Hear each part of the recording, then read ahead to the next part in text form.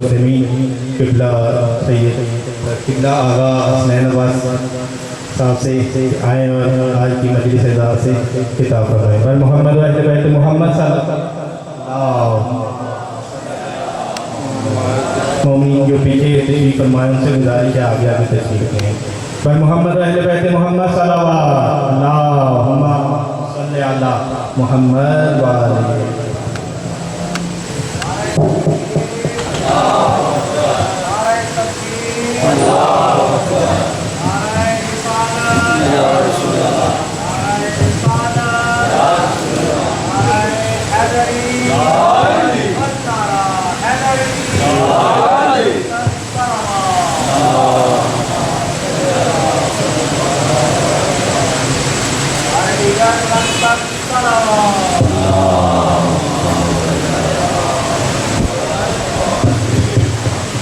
برائے تعجیل حجت دوران جل اللہ تعالیٰ فرج و شریف لگی السلامات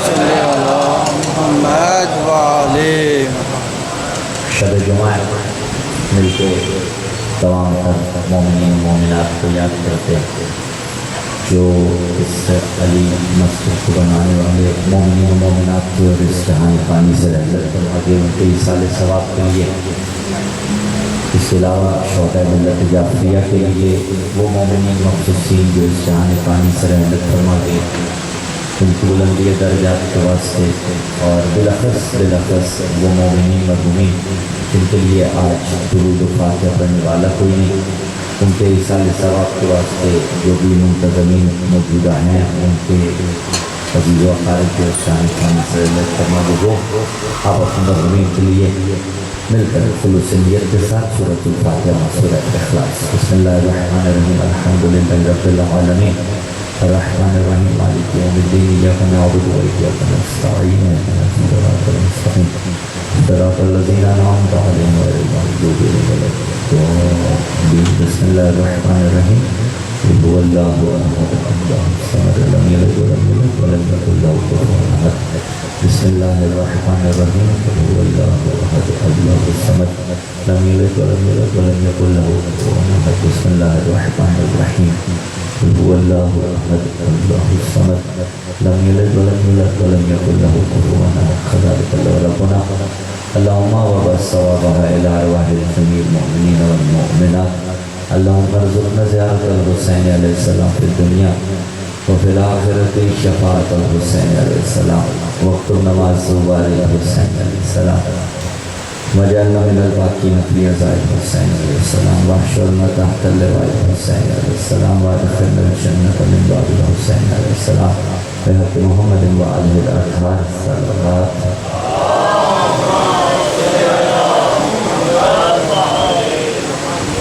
اعوذ باللہ السمیع العلیم من الشیطان اللعین الرجیم بسم اللہ الرحمن الرحیم الحمدللہ الاولی فلا شیء قبلہ والآخری فلا شیء بعدہ والظاہری فلا شیء فوقہ والباطنی فلا شیء دونہ الحمدللہ الذی نور قلوبنا بنور ولایت المعصومین علیہ السلام والصلاة والسلام على حبیبنا و حبیب الہ العالمین ابی القاسم محمد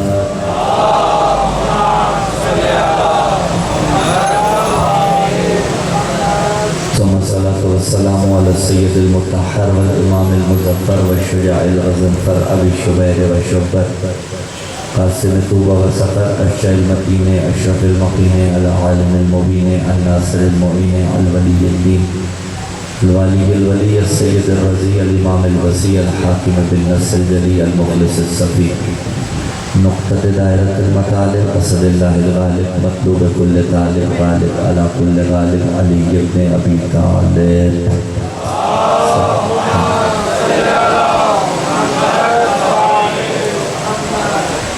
وعلى أهل بيت النبوة ووعدنا الرسالة الذين أذهب الله عنهم الرجس وطهرهم تطهيرا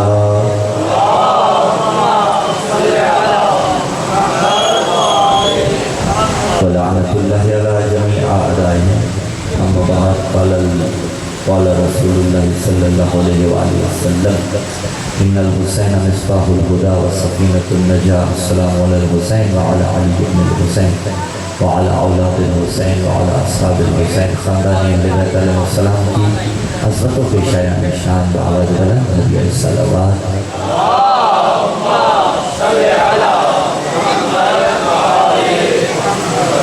सामने ज़ीवे कारवा वालिया ने हैदर करार मेहरबान आले खा अशिकान अब्बास से अलमदार परवरदिगार आलम खलाक शुक्र लाख इंसान कि उसने हमें अज़ादारी सैयद शुहदा नसीब की।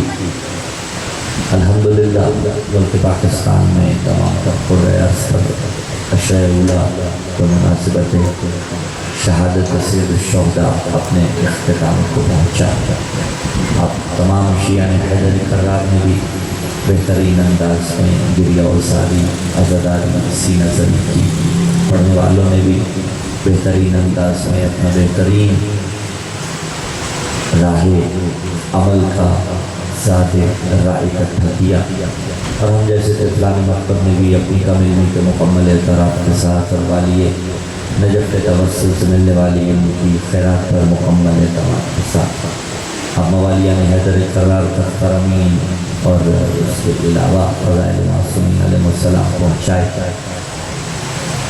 परवरदिगार आलम का ये हुक्म है कि मेरा हबीब जो है वो वही कहता है कि वही इलाही होती है। माँ यांतिक़ु अनिल हवा इन हुवा इल्ला वह्युन यूहा सूरह नजम की 30 और 34 आयत में वाज़ेह तौर पर उसने बयान फरमा दिया कि ये वही कहता है जो वही इलाही होती है। तभी इस अंदाज से बांधते हुए बात आगे बढ़ाऊँ और फ़रमान कलाम में जो रसूलुल्लाह सल्लल्लाहु अलैहि वसल्लम का फरमान पढ़ा। फरमान आपने सुन रखा है कि इन्नल हुसैन इन्ना मज़मून जुमला पे आ जाए तो मज़मून जुमला को साबित कर देगा। इन्नल हुसैन बतहक़ीक़ हुसैन मिस्बाहुल हुदा हिदायत का चराग व सफ़ीनतुन नजा और नजात की कश्ती है। यहाँ तक बात तय होगी। आपने सुन रखा है तर्जुमा भी आपके रहने वाले में मौजूद है, लेकिन फरमान आया कहाँ से? तो यानी मुमकिन है जवाब यह है कि रसूलुल्लाह सल्लल्लाहु अलैहि वसल्लम ने फरमाया था। ला शक का लेकिन बैकग्राउंड क्या है, किस मौके पर यह फरमान रसूल ने पढ़ा या रसूल तक पहुँचाया गया, वो इंतहाई अहमियत हामिल है। देखिए हमारे घरों का एक मयार है, हमारे घरों का एक मिजाज है, दस्तूर है, जिनके अपने यहाँ परवरदिगार नसीब करे, जिनके अपने नहीं ज़िल्ल का सदका अल्लाह ने भी नसीब फरमाया। किसी फोटो फ्रेम में बहुत खूबसूरत सा या अली मदद लिखा हो, फॉर एग्जाम्पल शबीह रोज़ा इमाम हुसैन अलैहिस्सलाम बनी हो, तो घर की किस दीवार के ऊपर उसको लगाएंगे? वही जो घर की सबसे बहुत बेहतरीन दीवार है, ठीक है, सबसे बेहतरीन दीवार के ऊपर उसको लगाएंगे, इसलिए कि इससे घर की खूबसूरती में इजाफा होगा। यही तो हमारे घरों की खूबसूरतियों की दामें है ना। और जनाब बड़ा खलीक साहब ने भी खूबसूरत शेर लिखा कि हमारे यहाँ अगर घर भी बन जाए तो हम अपनी ज़ाती तख्तियाँ खूबसूरती की अलामत नहीं करार देते कि जिसका घर है साहिब खाना का ये होता है, ये होता है, अगर के बाज़ लगानी पड़ती हैं ज़रूरत के तहत, लेकिन हम अपने नाम की तख्ती लगाना भूल सकते हैं। भाई ये काम हम भूल सकते हैं, हम अपने नाम की तख्ती लगाना भूल सकते हैं, अलम अब्बास का लेकिन लगाना याद रहता है।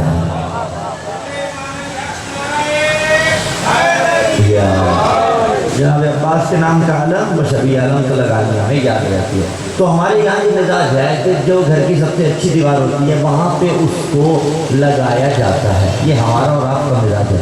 वो खुदा की जिसने पूरी कायनात बनाई, उसके नज़दीक कायनात का कौन सा हिस्सा खूबसूरत है और कौन सा नहीं, ये मैं और आप मुतय्यन नहीं कर सकते। लेकिन जो चीज़ें हमारी समझ में आती हैं वो ये कि उसके नज़दीक जो खूबसूरत तरीन चीज़ें हैं उनमें से एक खूबसूरत तरीन चीज़ है अर्श इलाही, कि जिसका मुकाबला नहीं, जिसका सानी कोई नहीं, जिसकी तज़ईन के मुताल्लिक़ कोई बशर गुमान भी नहीं कर सकता। और पैगम्बर इस्लाम सल्लल्लाहु अलैहि वसल्लम फरमाते हैं कि जब मेराज की रात मुझे अर्श पे ले जाया गया तो मैंने देखा अर्श इलाही पे ये जुमले तहरीर हुए थे कि इन्नल हुसैना मिस्बाहुल हुदा व सफीनतुन नजा, हुसैन चरागे हिदायत है, हुसैन नजात की कश्ती है। उठते हुए हाथ सलामत रहे, जुमला पूरा मुकम्मल करूँगा। اور پھر جل بھر کے دعائیں آپ سے سمیٹوں گا اور جوانوں سے تائی چراغ ہدایت حسین، حسین نجات کی کشتی، کہاں لکھا ہوا تھا یہ؟ عرش الہی پر۔ تو یا علی مدد اگر لکھا ہوا ہو تو آپ گھر میں وہاں سجاتے ہیں جو گھر کی بہترین دیوار ہوتی ہے، اور نتیجہ یہ نکالتے ہیں کہ ہمارے گھر کو زینت اس نے بخشی ہے۔ تو بابا یہی تو بتانا ہے، عرش الہی کا بڑا مقام ہے اور عرش پہ لکھا ہوا ہے حسین چراغ ہدایت، حسین نجات کی کشتی۔ تو اللہ رب العزت جس کے نام سے اپنا عرش سجا دے اسے حسین کہا جاتا ہے۔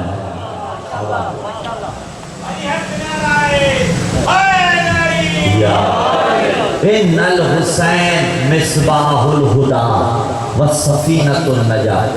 حسین ہے چراغ ہدایت اور حسین ہے نجات کی کشتی۔ دو چیزیں جس پہ یہ حدیث پوری کی پوری منحصر ہے، ایک ہدایت اور دوسری نجات۔ پھر ہدایت کو کس سے تشبیہ دی اور نجات کو کس سے تشبیہ دی، یہ اسٹیپ 2 میں آئے گا۔ پہلے ہدایت اور دوسری نجات۔ ہدایت کا تعلق کس کے ساتھ؟ 3 عالم ہے نا، ایک دنیا، ایک برزخ اور ایک عالم آخرت۔ ہدایت کا تعلق حضور والا دنیا کے ساتھ ہے۔ مسلمانان عالم پکار کے کہہ رہے ہیں یا نہیں کہہ رہے؟ اہدنا الصراط المستقیم، بار الہ مجھے اس صراط المستقیم کی ہدایت کرتا رہے۔ ہدایت کا تعلق دنیا کے ساتھ ہے۔ فار ایگزامپل کوئی ہدایت یافتہ نہیں تھا اور دنیا سے چلا گیا تو عالم اسلام کے علماء تمام مکاتب فکر اس بات پر متفق ہیں کہ اس کا کچھ نہیں ہو سکتا، اس لیے کہ ہدایت کا تعلق تھا دنیا کے ساتھ۔ اگر ہدایت اس نے دنیا میں بالفرض نہیں لی، کوئی کافر تھا، مشرک تھا، یہودی تھا، تو وہ دنیا سے چلا گیا، ہدایت لیے بغیر چلا گیا، تو اس کا کیا بنے گا؟ اب یہ بات ہے۔ اچھا پھر یہاں پہ ایک لہجے کو روکنا چاہتا ہوں، پھر سوال یہ ہوتا ہے نا قرآن کی آیت میں سورہ بقرہ کہ ان الذین کفروا والذین ماتوا وهم کفار، ٹھیک ہے، تو وہ جو کافر تھے اور مر گئے اولئک علیہم لعنۃ اللہ والملائکۃ والناس اجمعین، ان پہ اللہ کی بھی لعنت ہے اور اللہ کے ملائکہ کی بھی لعنت ہے۔ اور دوسرے مقام پر سنا ہے ان الذین کفروا والذین حادوا والنصارى والصابئین من آمن باللہ والیوم الآخر وعمل صالحا فلا خوف علیہم ولا هم يحزنون عظیم، کہ وہ جو کافر ہے نا، کافروں پہ تو لعنت ہو گئی، ٹھیک ہو گیا، وہ جو یہودی ہیں، وہ جو نصارہ ہیں، سورہ بقرہ آیت 61، اور وہ جو صاحب ستارہ پرست ہے، جو ایمان لائے اللہ پر اور روز آخرت پر اور وہ اس دنیا سے چلے گئے، انہیں ڈرنے کی ضرورت نہیں ہے۔ اسی بات کو دشمن پیش کرتا ہے کہ یہ دیکھو قرآن نے تو کہا یہود اور نصارہ کو ڈرنے کی ضرورت نہیں ہے، یہ اس کا رائے حل کیا ہے؟ تو دیکھیے یہ ان کے ساتھ ہے کہ جنہوں نے جس دور تک جتنا دین ضروری تھا اسے مانا۔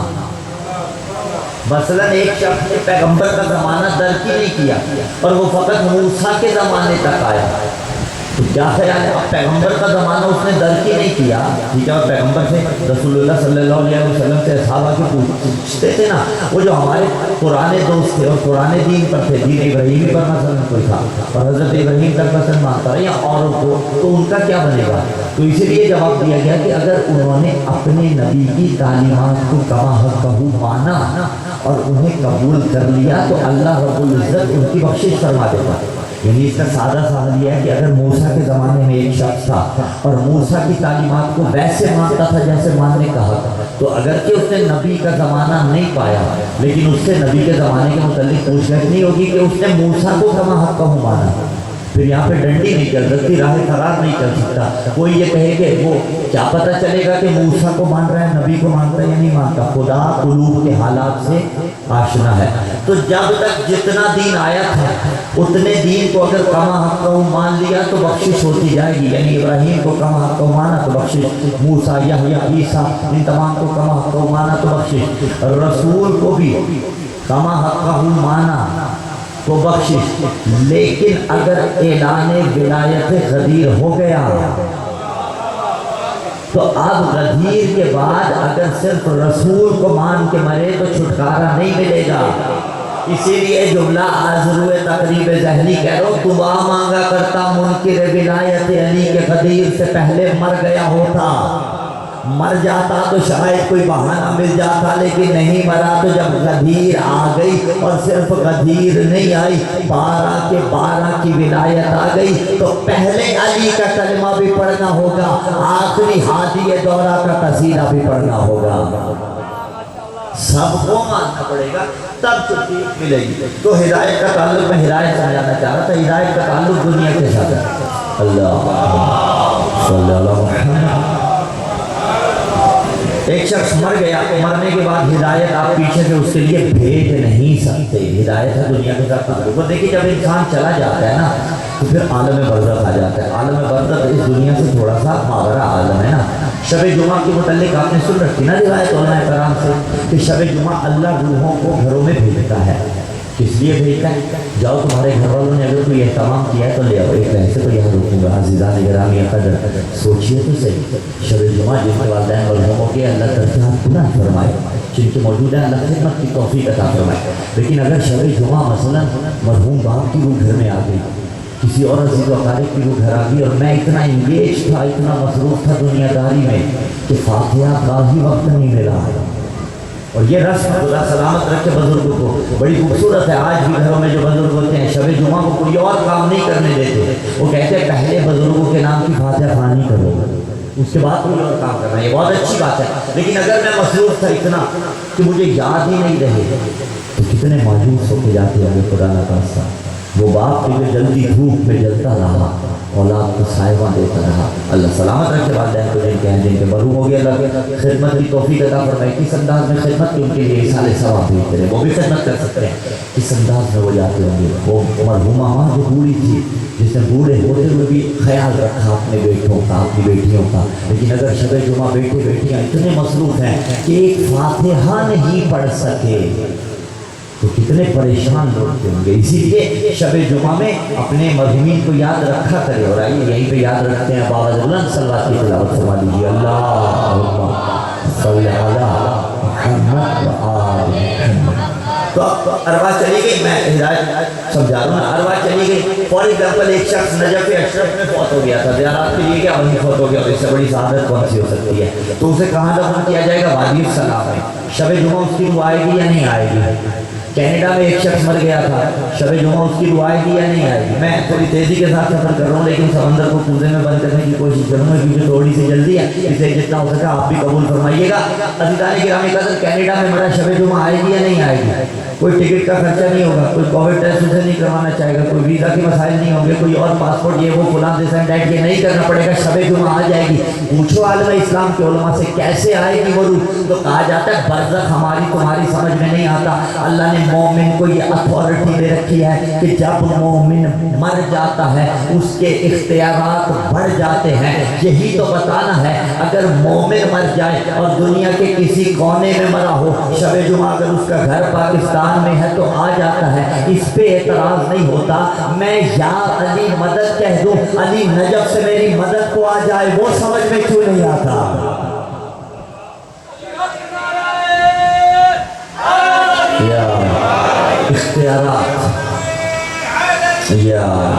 اختیارات بڑھ جاتے ہیں مومن کے، تو جو ہو امیر المومنین، جو پہلے سے اتنا با اختیار ہو کہ اللہ نے اسے بنا کے بھیجا، تو یہ ہدایت کا تعلق دنیا کے ساتھ ہے۔ ایسا نہیں ہو سکتا کہ دنیا سے جائیں اور پھر ہدایت ہو جائے۔ کہا ان الحسین مصباح الہدیٰ، حسین ہدایت کا چراغ ہے۔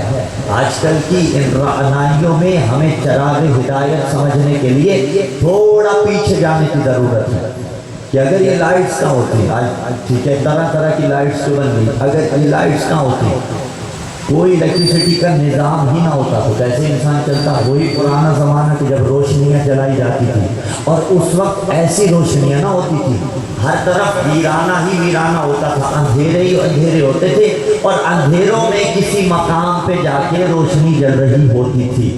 گھروں میں بھی دیے جلا کرتے تھے، کسی اور مقام پہ بھی دیے جلا کرتے تھے۔ اور آج اگر کسی نے فار ایگزامپل گلی کے اندر کوئی واردات کرنی ہو تو سب سے پہلے وہ اسٹریٹ لائٹ کو ٹھکانے لگاتے ہیں کہ اس کو بجھایا جائے، یہ بجھے گی تو اندھیرا ہو جائے گا، اندھیرا ہو جائے گا تو ہم دکھیں گے نہیں۔ پتہ چلا چور کا مزاج یہ ہے، وہ پہلے روشنیوں کو بجھانا چاہتا ہے اور اب حسین ہے چراغ ہدایت۔ اب جو بھی چور ہوگا پہلے حسین کے ہدایت والے چراغ کو بجھانا چاہے گا۔ تو حسین چراغ ہدایت ہے۔ حسین چراغ ہدایت کیوں کہا چراغ ہدایت؟ چراغ روشنی دیتا ہے، کہا حسین چراغ ہدایت ہے۔ اگر روشنی لینی ہے تو حسین سے لو، علم کی روشنی تو حسین دے گا، علم کی روشنی تو حسین دے گا، تقوی کی روشنی تو حسین دے گا، کرامت کی روشنی تو حسین دے گا، صلہ رحمی کی روشنی تو حسین دے گا، اسلام کی روشنی تو حسین دے گا، رسالت کی روشنی تو حسین دے گا، توحید کی روشنی تو حسین دے گا۔ یعنی جتنی بھی روشنیاں اس انسان کے عقیدے سے متعلق ہیں وہ ساری کی ساری حسین دے گا، اس لیے کہ حسین ہے ہدایت کا چراغ۔ اور میں لفظ بدل دیتا ہوں، حسین کے چراغ کی روشنی کے سامنے دنیا میں کسی اور چراغ کی جرت ہی نہیں ہے کہ وہ آ کے چراغاں کر سکے، اور حسین کے ہوتے ہوئے کسی اور چراغاں کی ضرورت ہی نہیں ہے۔ حسین چراغ ہدایت ہے، بس سفینۃ النجات، اور نجات کی کشتی ہے۔ ہدایت کا تعلق دنیا کے ساتھ، نجات کا تعلق کس کے ساتھ ہے؟ نجات کا تعلق ہے آخرت کے ساتھ۔ اچھا ایسا ہو سکتا ہے کہ انسان دنیا سے چلا جائے اور عقیدہ درست نہ ہو، جانے کے بعد عقیدہ پیچھے سے بھیج دیا جائے؟ ایسا نہیں ہو سکتا۔ کیوں؟ جو ہی آپ مرے عقیدے کا چیپٹر کلوز ہو گیا۔ عقیدے کا چیپٹر کلوز ہوا یا نہیں ہوا؟ ہاں، عمل کا چیپٹر پھر بھی کھلا رہا۔ بھائی شب جمعہ جو ابھی ہم نے صلوات پڑھی مرحومین کے واسطے، یہ عمل تھا یا نہیں تھا؟ پہنچے گا یا نہیں پہنچے گا؟ ہمارا تو عقیدہ ہے نا صلوات پہنچ جاتی ہے، ٹھیک ہے، اور عجیب لوگ ہیں، کہا جائے نا کہ صلوات پہنچتی ہے تو کہتے ہیں نہیں پہنچتی، اور اگر لعنت بھیجے تو پھر بگڑ جاتے ہیں۔ ٹھیک ہے بھائی، اگر صلوات نہیں پہنچتی تو لعنت کیسے پہنچ جاتی ہے؟ ہاں، لیکن صلوات بھی پہنچتی ہے، لعنت بھی پہنچتی ہے، اور حقدار کو ڈھونڈ لیتی ہے۔ اس سے زیادہ ہمیں کوئی معین کرنے کی ضرورت نہیں ہوتی۔ تو اگر درانے سیدھے چھوڑے یہ پہنچی یا نہیں پہنچی؟ مثلا فقہی مطلب کیا ہے؟ باپ کی قضا نمازیں کس کے ذمہ ہیں؟ بڑے بیٹے کے ذمہ۔ اس سے یہ مطلب نہیں ہے چھوٹے نہ پڑھیں، چھوٹے پڑھیں تو اللہ دوہرا ثواب عطا کرے گا۔ اور باپ بھی ایسا بادشاہ، معذرت کے ساتھ ایسا بادشاہ نہیں ہونا چاہیے کہ میرے بعد میرے بیٹے پڑھیں گے جیتے رہیں۔ ہاں، میں نہیں پڑھتا، میرے 4 بیٹے ہیں، میرے بعد میرے بیٹے پڑھیں گے جیتے رہنے، یہ نہیں ہو سکتا۔ کیوں؟ گارنٹی نہیں ہے قبول ہوں گی یا نہیں ہوں گی، لیکن واجب تو ذمہ ادا کرنا ہے۔ لیکن فار ایگزامپل بابا چلا گیا، اس کی قضا نمازیں، اور وہ قضا نمازیں واجب ہیں جو عذر شرعی کی وجہ سے رہی ہے، عذر ذاتی کی وجہ سے نہیں۔ عذر ذاتی اور ہوتا ہے، عذر شرعی اور ہوتا ہے، ٹھیک ہے۔ فجر کے وقت اگر کہنا کہ نہیں میری آنکھ نہیں کھلتی، اے سی چھوڑ کے کون اٹھتا ہے بابا، یہ عذر شرعی نہیں ہے، عذر ذاتی ہے۔ ہاں، عذر ذاتی کو دور کرنا، عذر ذاتی ایکسیپٹیبل نہیں ہوتا پروردگار عالم کو دور۔ تو اب باپ کی قضا نمازیں اور مرحومہ ماں کی نمازیں بھی اولاد پڑھے، یہ بہت اچھی بات ہے، کیونکہ اس صورت میں انسان جانے والوں کو یاد رکھتا ہے۔ جا رہی ہیں یا نہیں جا رہی؟ آپ مرحومین کے اصالہ ثواب کے لیے مجلسیں کرواتے ہیں، جاتی ہیں یا نہیں جاتی؟ جاتی ہیں انشاءاللہ العزیز۔ تو پتہ چلا عمل پیچھے سے بھی بھیجا جا رہا ہے، عقیدہ نہیں جا سکتا کہ اگر کوئی مر جائے اور عقیدہ خراب ہو تو پیچھے سے بھیج دیا جائے، چلو تھوڑا بھیج دیتے ہیں۔ علی نے فرمایا تھا یا ہار ہمدان میں یمت یرانی، اے حارث ہمدانی جو بھی مرتا ہے مجھ علی کو دیکھتا ہے۔ اور یرانی افعال قلوب میں سے، یعنی اس کے سامنے سے سارے حجاب ہٹا دیے جاتے ہیں اور اسے علی کا مقام نظر آ جاتا ہے۔ جملہ کو فرمایا جو بھی مکے میں مرے تو بھی دیکھتا ہے، مدینے میں مرے تو بھی دیکھتا ہے، نجف میں مرے تو بھی دیکھتا ہے، کربلا محلہ پاکستان، انڈیا، بنگلہ دیش، ملک کے پاکستان سے لے کر دنیا کے کسی بھی خطے میں جو بھی مسلمان انسان مرے وہ انسان علی کو دیکھتا ہے اور اسے پتہ چلتا ہے علی کا مقام کون سا ہے۔ وقت ہے ابھی بھی، مان جاؤ، اس لیے کہ جب مرنا ہے مقام علی دیکھنا ہے، تب پتہ چلے گا علی کا نمبر کون سا ہے۔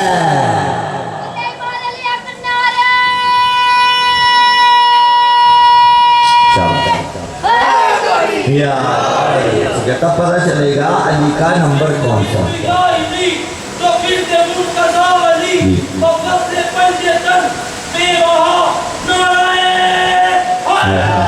سلامت رہیے آپ جوان سارے سلامت ہے، خدا آپ کو سلامت رکھیں. بڑے ڈفرینٹ قسم کے نعرے آپ کے جوانوں سے سننے کو ملے اور بڑے تسکین ملی ہمیں چاہیے. سلامت رہے، ٹھیک ہے، بہت اچھا خوبصورت انداز میں سلامت رہیے. تو اب جو بھی مرتا ہے ہم کو دیکھتا ہے. ہدایت کا تعلق دنیا کے ساتھ، نجات کا تعلق آخرت کے ساتھ. جب مر گئے تو عقیدے کا چیپٹر کلوز ہو گیا. جوان ہو، خدا کے واسطے اس بات کو سمجھو، دشمن اسی لیے عقیدے پہ حملہ کر رہا ہے. دشمن عمل پہ حملہ نہیں کر رہا، وہ عقیدے پہ حملہ کر رہا ہے کہ اس کا عقیدہ بگاڑ دو تو جائے گا جہنم میں. لہٰذا اپنے عقیدوں کو سنبھالیے، اس وقت اپنے عقائد کی تحفظ کیجیے. اور ہوتا ہے سمپل سی بات ہے، میں فقط ڈائریکشن دے سکتا ہوں. میں پڑھنے کے لیے آیا، 10 مہینے سے پڑھی، 11 12 15 13 14 جتنی بھی ہو جاتی ہیں اشرے میں وہ پڑھی. زیادہ سے زیادہ ڈائریکشن دے سکتا ہوں. کسی اور مقام پہ بھی اگر سنا تو ڈائریکشن بھی دے سکتا ہوں نا. کسی کے خطیب کا کام اتنا ہی ہوتا ہے 10 دن کے اندر. لیکن اس کے بعد جو اتصال ہے جوانوں کا، وہ اپنے علاقے کے علماء کے ساتھ، اپنے علاقے کے اہل علم حضرات کے ساتھ ضروری ہے. یعنی اپنی علمی نشستیں اپنے محافل منعقد کروائیے. ہر ویکینڈ پہ کیا ہے منعقد کروا لیجیے. آج تک جتنی جلغاریں ہیں دماغ کے اندر بہت سے شبہات آتے ہیں، لیکن شبہات پیدا ہو جانے کے بعد ان کا جواب لینا پڑتا ہے. اور اس وقت تو انٹرنیٹ کی صورت میں علامہ گوگل موجود ہے یا نہیں ہے؟ ٹھیک ہے، وہ فیس بھی چارج نہیں کرتا علامہ گوگل، ہر ایک کی دسترس میں ہوتا ہے. کھولیے ویب سائٹ، ریسرچ کیجیے، دیکھیے تو صحیح کہاں ڈفرینس ہے عقائد کا، کون سے عقیدے کو میں نے سنبھالنا ہے. اور میں ایک جملہ کہہ رہا ہوں، اگر قرآن اور نہج البلاغہ کے ساتھ متمسک رہے نا، عقیدے میں بگاڑ آ ہی نہیں سکتا. اگر فرامین معصومین کے ساتھ متمسک رہیں، جملہ پہلے بھی کہا دوران اشرا، اگر اس بات کو سمجھنے کہ علی کے جو اختیارات ہیں وہ اللہ کے عطا کردہ ہیں، آل محمد کے جو اختیارات ہیں وہ اللہ کے عطا کرتے ہیں، اور کچھ بھی ہو جائے یہ اس جیسے نہیں ہو سکتے. وہ ہے جسے یہ سجدے کرتے ہوں اسے خدا کہا جاتا ہے.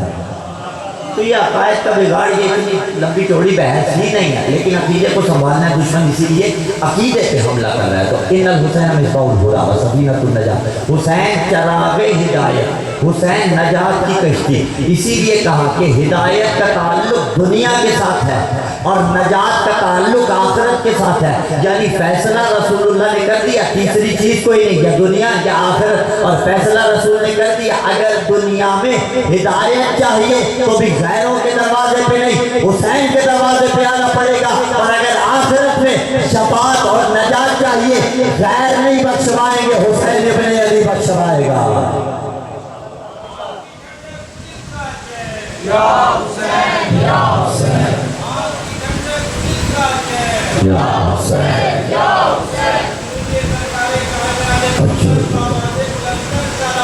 اللہم صلی محمد. سمجھنے بات، حسین چراغ ہدایت، حسین نجات کی کشتی. جتنے یہاں آئے ہوئے ہیں یہ سارے کے سارے وہ ہیں جو حسین کو چراغ ہدایت مان سکے. یہ سارے کے سارے وہ ہیں جو حسین کو نجات کی کشتی سمجھ سکے. اگلی منزل کیا؟ بزرگان کے واسطے یہ باتیں نہیں ہوں، جوانوں کے واسطے یہ پیغام. جو موجود ہیں قریب میں نبی کہا تھا نا، جو موجود ہو وہ سن لو، جو غیر حاضر ہیں ان تک پہنچا دینا. اس پوائنٹ کی مجلس میں اگر سے مجمع دوسرے پروگرامس کی نسبت کم ہوتا ہے تو جو موجود ہیں وہ قبول فرمائیے گا، ہاں ٹھیک ہے، اور جو موجود نہیں ہیں ان تک پہنچا دیجیے گا. حسین چراغ ہدایت، حسین نجات کی کشتی مان لیا ہم نے. اگلی منزل کیا ہے؟ یہ پورے عشرے کا پیغام اور آپ کو سماعتوں کو سلام. لیکن اگلی منزل کیا ہے؟ اگلی منزل یہ ہے کہ مجھے اس ہدایت کے چراغ کے ساتھ ہمیشہ متمسک رہنا ہے. مجھے اس نجات کی کشتی پر ہمیشہ سوار رہنا. کشتی کرتی کیا ہے؟ پار لگاتی ہے، سمندر میں پار لگاتی ہے. ممکن ہے کوئی کہے کہ اگر پار لگاتی ہے لیکن سمندر میں طوفان بھی تو آتے ہیں، ڈوب بھی تو جاتی ہے. نہیں بابا، 14 وہ کشتی ہیں جو طوفانوں سے بھی بچا لیتے ہیں، ڈوبنے سے بھی بچا لیتے ہیں. وہ اور کشتیاں ہوں گی جن کی کشتیوں میں پانی آ جاتا ہے اور وہ ڈوب جاتی ہیں. یہ 14 تو سفینہ نجات ہے نا، طوفان ان کے سامنے کچھ بھی نہیں کر سکتے. تو وزیران سید الشہداء اس کشتی پہ سوار ہو گئے، لیکن کرنا یہ ہے کہ میں اس کشتی سے اتروں نہ. میں اس اندھیرے میں جو روشنی کے پیچھے چل رہا ہوں اس سے دائیں بائیں نہ ہو جاؤں. آپ کہیں گے ایسا بھی ہوتا ہے؟ جی ہو جاتا ہے. بعض ہوتا کبھی انسان تھوڑی دیر کے لیے اس سفینے سے اتر جاتا ہے، کبھی زیادہ دیر کے لیے اتر جاتا ہے. کہیں گے کیسے آ یہ کیسی بات کر رہے ہیں؟ جی آپ مجلس میں آئے، اس سفینے پہ سوار ہیں یا نہیں ہے؟ مجلس سے گئے، ٹھیک ہے، جانے کے بعد مجلس میں نوحہ خوانی کی، ٹھیک ہے، نوحہ خوانی کی فار ایگزامپل کوئی ایسا کام کیا جو آداب مجلس سے برخلاف تھا تو سفینے سے اترے یا نہیں اترے؟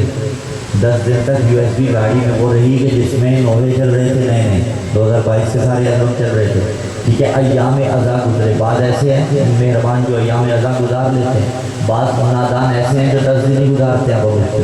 اس کے بعد کالج یونیورسٹی جاتے ہوئے گاڑی کی USB چینج ہو گئی، ٹھیک ہے، جہاں پہ گانے چل رہے شروع ہو گئے تو اس کشتی سے اتر گئے یا نہیں اتر گئے؟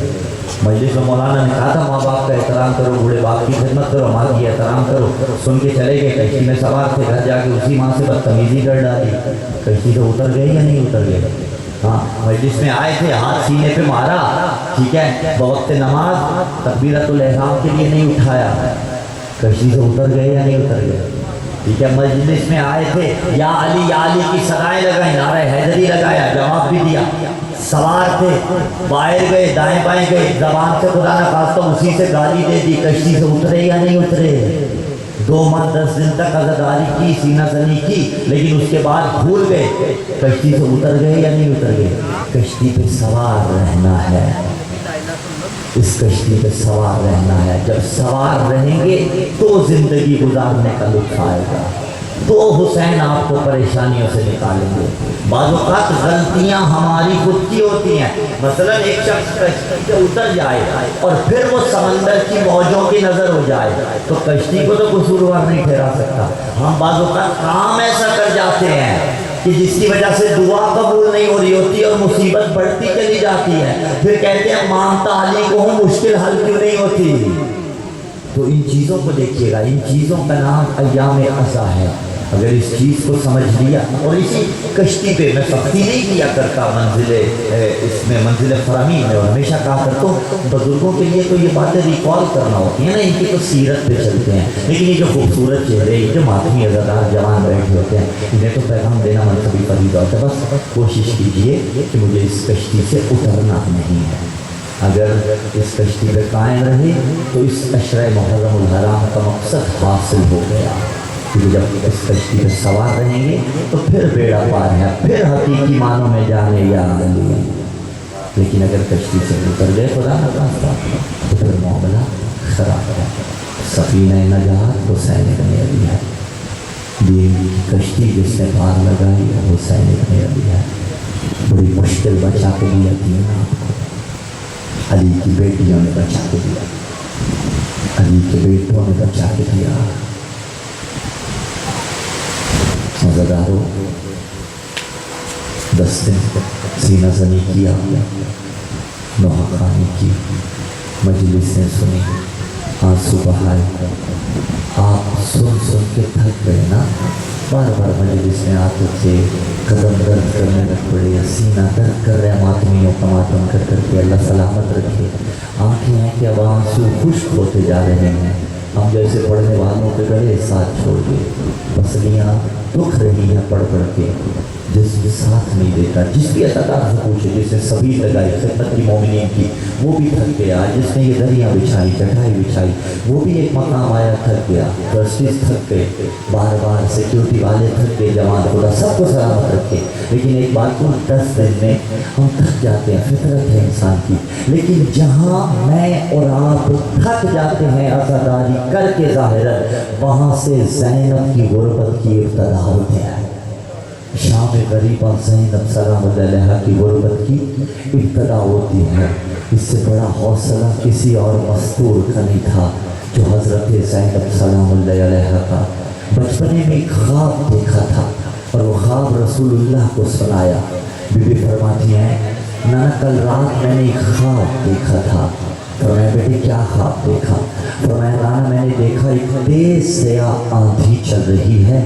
نانا وہ آندھی مجھ زینب کو کبھی دائیں پھینک دیتی ہے، کبھی بائیں پھینک دیتی ہے. نانا میں نے اس آندھی میں ایک بڑا پیڑ دیکھا، میں نے اسے تھام لیا. نانا اس آندھی نے اس पेड़ को भी उखाड़ फेंका। नाना उस पेड़ की दो बड़ी शाखें थी, मैंने उन्हें थामा। नाना आंधी ने उन्हें भी उखाड़ फेंका। नाना तीसरी चौथी शाख को मैंने थामा कि मेरी आँख खुल गई। ख्वाब बीबी ने सुनाया, पैगंबर रोने लगे। गिरिया करने वालों अज़ादारों, एक रिवायत और सुनाओ जो बीबी पे रोए। रिवायत ने कहा गोया ऐसे है जैसे हसनैन पे रो रहा हो। अज़ादारों, पैगंबर को ख्वाब सुनाया, पैगंबर रोने लगे। कहा बेटी जानती हो ख्वाब की ताबीर क्या है? नाना जान आप ही बयान फरमा दीजिए। कहा तूने जो बड़ा पेड़ देखा था ना, वो तेरा नाना मोहम्मद अरबी था। जो दो बड़ी बड़ी टहनियाँ देखी थी वो माँ हज़रत ज़हरा सलामुल्लाह अलैहा और बाबा मौला अली अलैहिस्सलाम था। जो अगली दो टहनियाँ देखी थी वो दो भाई हसनैन अलैहिस्सलाम थे। नाना फिर ख्वाब की ताबीर क्या है? कहा बेटे ख्वाब की ताबीर ये है, हमारे दुनिया से चले जाने के बाद तुझे अज़ा का लिबास पहनाया जाएगा। और अज़ादारों अभी नाना दुनिया से गए हैं, अज़ा का लिबास शुरू हो गया। इसीलिए बीबी का एक लक़ब है जबल सब्र, यानी सब्र का पहाड़ है। अली की शेर दिल पे थी। अभी नाना दुनिया से गए हैं, उस आलम में सोगवार थे। अभी वो जख्म न भरा था कि 2-3 दिन के अंदर मुसलमान दरवाजे पे आग लेके आ गए। जबल सब्र का हौसला देखिएगा। अभी वो जख्म न भरा था रोने वाले अज़ादारों कि मुसलमानों ने माँ की पसलियाँ तोड़ दी। अभी वो जख्म न भरा था कि माँ का पहलू जख्मी हो गया। अभी वो जख्म न भरा था कि मोहसिन छीन लिए गए। अभी वो जख्म न भरा था कि माँ को ताज़ियाने लगे। अभी वो जख्म न भरा था कि बाबा के गले में रस्सी बांध दी गई। अभी वो जख्म न भरा था कि मदीने वाले कहते थे बतूल या दिन को रोए या रात को रोए। अज़ादारों अभी वो जख्म न भरा था कि अली कहते थे लोग मेरे सलाम का जवाब भी नहीं देते। अज़ादारों अभी वो जख्म न भरा था कि माँ साथ छोड़ के चली गई। जबल सब्र का अभी ये जख्म न भरा था। एक वो वक्त आ गया कि कूफा में बाबा के सरे अक़दस पे ज़र्ब लगाई गई। अभी बाबा की ज़र्ब का जख्म न भरा था कि भैया हसन के जनाजे में तीर मारे गए। अज़ादारों अभी वो जख्म न भरा था कि करबला आ गई। अभी वो जख्म न भरे थे कि 70 कदम पे खड़ी होके भैया को शहीद होता देखती रही। अज़ादारों अभी भाई की शहादत का जख्म न भरा था कि उम्मत ने मगना छेद लिया, बिन चादर के कर दिया। अभी वो जख्म न भरा था कि शाम गरीबा पहरे देने पड़े। अभी वो जख्म न भरा था कि बिन पालान के ऊंट पे सवार होना पड़ा। अभी वो जख्म न भरा था कि जैसे कूफा में शहजादी बन के आई थी वहीं पे कैदन बन के आ गई। अभी वो जख्म न भरा था कि इब्ने ज़याद का दरबार आ गया। अज़ादारों अभी वो जख्म न भरा था कोई 36 शहरों से होती हुई शाम का बाजार आ गया। कई घंटे बाबू साथ पे खड़ी रही। अभी वो जख्म न भरा था कि शराबी का दरबार आ गया। अभी वो जख्म न भरा था कि शराबी से कलाम करना पड़ा और रो रो के कहती थी यजीद ये तो तारीख का फैसला है, वरना कुजा अली की बेटी कुजा तेरे साथ कला।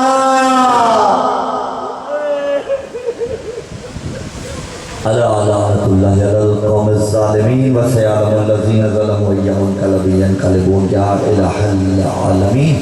बेअक़्क़े जमील मासूमीन जो आँखें गम हुसैन में रो रही हैं, ये इस पूरे अशर मुहर्रमुल हराम में रोती रही। जहाँ जहाँ पर भी ये आँखें महशर के दिन न रोए। जो चेहरे फ़ज़ाइल मासूमीन सुनकर खिल उठते हैं, इन चेहरों पर महशर के दिन भी ऐसे शादमानी रहे।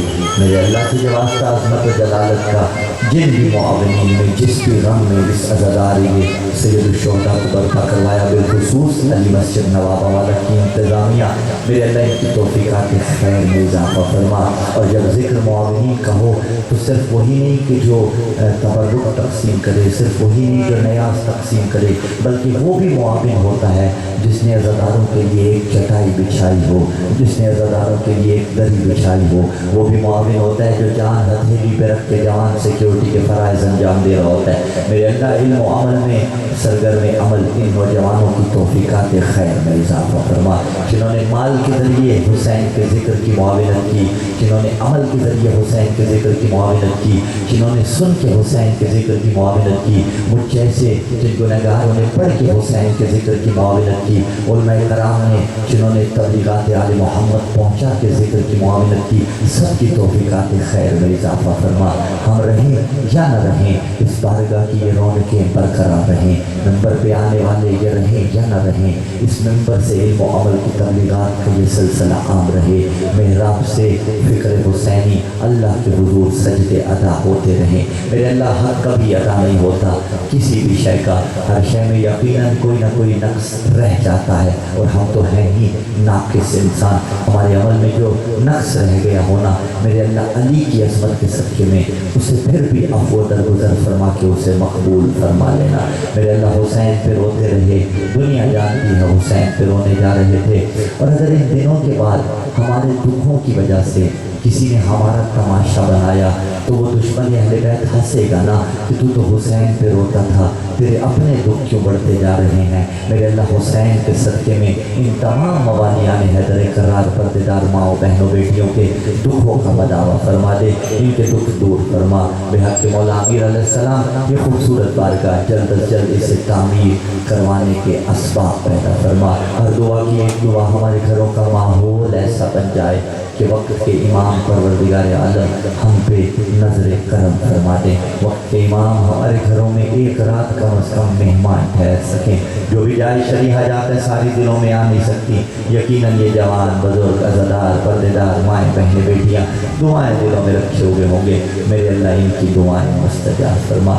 इमाम ज़मा के सदक़े अगले बरस अगर हम जिंदा रहें तो इसी तरह हुसैन के अज़ादार रहें, और अगर मौत पर हक है इस दुनिया से चले जाएं तो शफ़ाअत सैयदा सलामुल्लाह अलैहा नसीब हो। जो आंसू हमने हुसैन पे बहाने हो, वो आंसू कब्र में हमारे लिए ज़ाते नजात करार पाएँ। रब्बना तक़ब्बल मिन्ना इन्नका अंतस समीउल अलीम बिरहमतिका या अरहमर राहिमीन। बराए कबूलियत अतिया हदिया सलावत